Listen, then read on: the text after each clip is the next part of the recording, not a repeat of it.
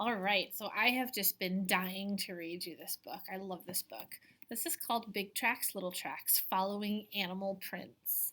It's written by Millicent E. Selsom and it's illustrated by Marlene Donnelly.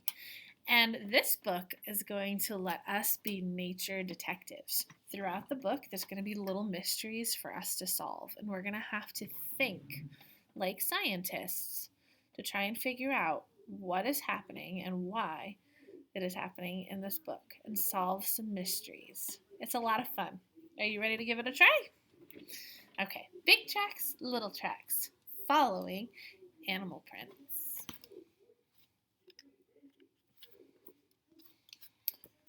Big tracks, little tracks, following the animal prints. Okay, I'll make it so you can see the pictures good. What happened? A detective says. Who was here? Where did he go? The detective has many ways to find out. One way is to look for the marks someone or something has made. Fingerprints, footprints, tracks made by bike tires. Sometimes a detective finds a hair, a button, a piece of torn clothing. All of these things are clues. They help a detective answer these questions. What happened? Who was here? Where did he go?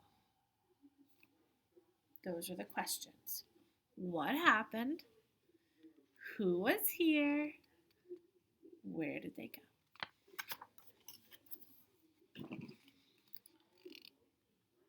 You can be a detective too, a special kind of detective, a nature detective. Nature detectives find tracks and clues that answer these questions. What animal walked here? Where did it go? What did it do? What did it eat? Where does a nature detective look for clues? Almost anywhere. In a backyard, in the woods, in a city park. You can find tracks in many places. In mud and snow and sand and dust, even the sidewalk or on the floor. Wet feet or wet muddy paws can make tracks anywhere.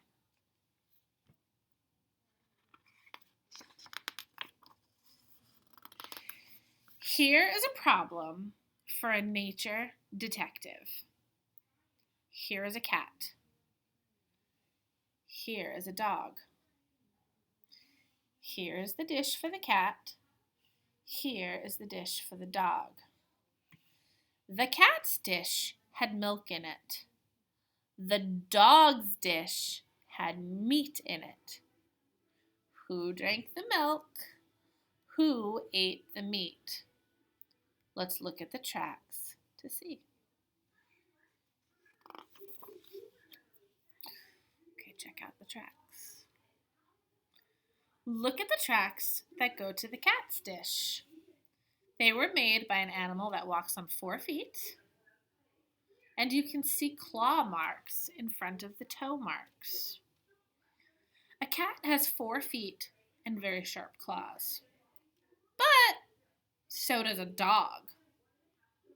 Who went to the cat's dish? We still don't know. Let's look for more clues. Let's look at these tracks. What do you notice that's different? Right, no claw marks. Look at the other tracks, the tracks that go to the dog dish. Did you ever watch a cat walk? A cat walks on 4 feet, but the tracks of his hind feet, the back feet, fall exactly on the tracks of the front feet. So a cat's footprints are one behind the other in one line. They look like footprints of an animal with only 2 feet. A cat pulls his claws in when he walks, so he does not leave claw marks. Do you have a cat? Check out what the cat's prints look like in the snow. So, which one is the cat and which one is the dog?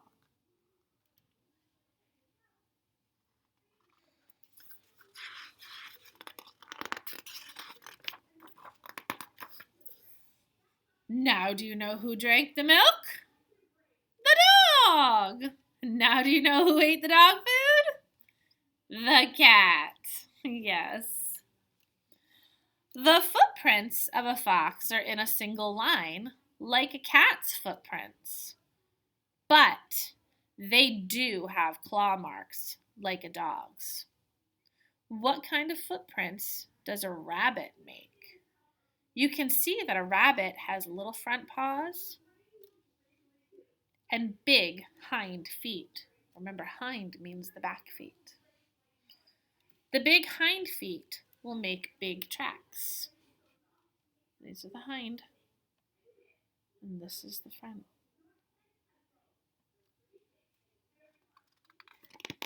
Watch what's happening. Now here is another problem for the nature detective. Are you ready for your next task? Who went lickety-split across the snow? A rabbit, of course. But which way did he go? Did he go to the tree? Or did he go away from the tree? It looks as if he went toward the tree, doesn't it?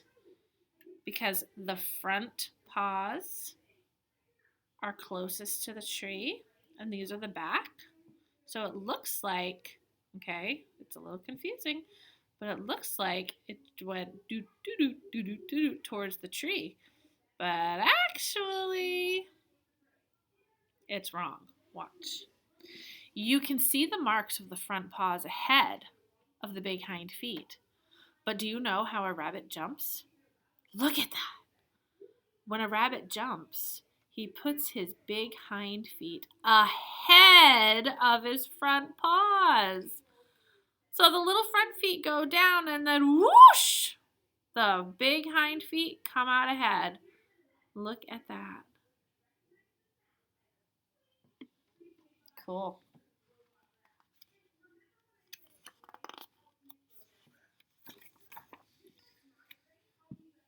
Whoa, what happened here on this snowy day? You can see the rabbit tracks in the snow.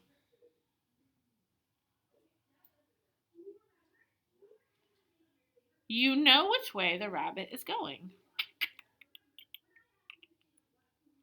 All at once, the rabbit tracks are far apart, though. Look at here. They're really close. Doot, doot, doot. And then all of a sudden, whoosh, whoosh, whoosh. Those are some big jumps. All at once, the rabbit tracks are far apart. This means that the rabbit began to take big jumps. He was in a hurry. But why? Do you see those tracks coming out of the woods? Those footprints have claw marks like a dog. But they're in a single line, like the tracks of a cat. Who could have made those tracks? There's only one answer.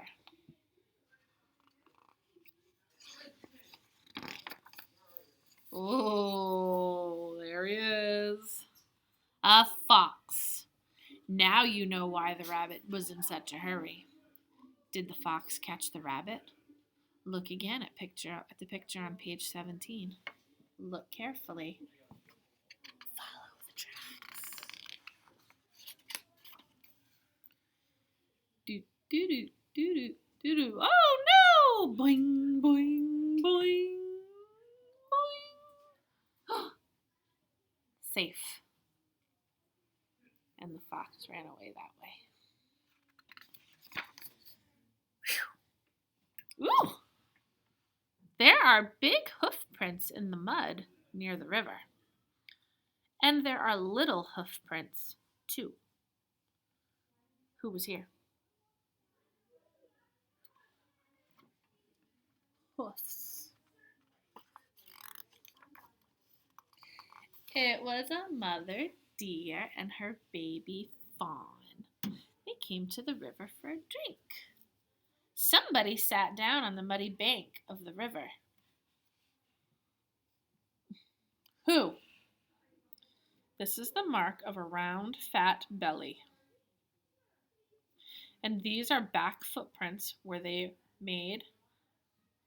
These back footprints were made by webbed feet. We learned about webbed feet a bit. And somebody made the track that goes right into this water. So we have to figure out the big fat belly, the webbed feet, and look at, there's even front webbed feet too. And then this one, I bet you know what that one is. That went right into the water. A bullfrog came out of the river. He sat on the muddy bank to rest. And only a snake leaves a track like that. A snake came down to the river, and then he slithered right into the water. Here are more tracks in the mud near the river, and there is a little pile of empty shells, too. They are crayfish shells. The tracks look something like the hands and feet of a baby, but look at those long claws. Oh dear. What do you think it was? Baby looking but long claws.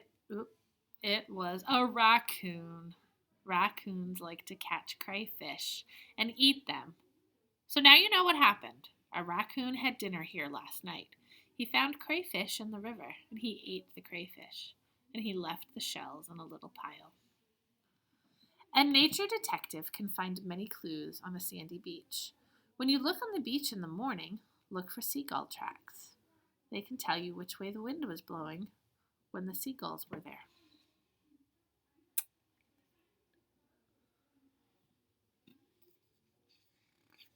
Oh, I wish I could go to the beach in the morning. Like airplanes, seagulls take off facing into the wind. First, the gulls must run along the sand to get up to speed for takeoff. As they run, their toes dig deeper into the sand. Here, all the gull toe tracks are in a line facing east. So you know that the wind came from the east. The wind catches in the wings. And sky, I know you want to say it, look at this beautiful 2-page spread. It's my favorite picture in the book. Another one. Tracks are good clues for a nature detective, but there are other clues too. Who lives here? Who ate here? A nature detective learns to look and listen and smell. She can find clues in the backyard, in the woods, even in a city. Uh-oh. Who made the smell?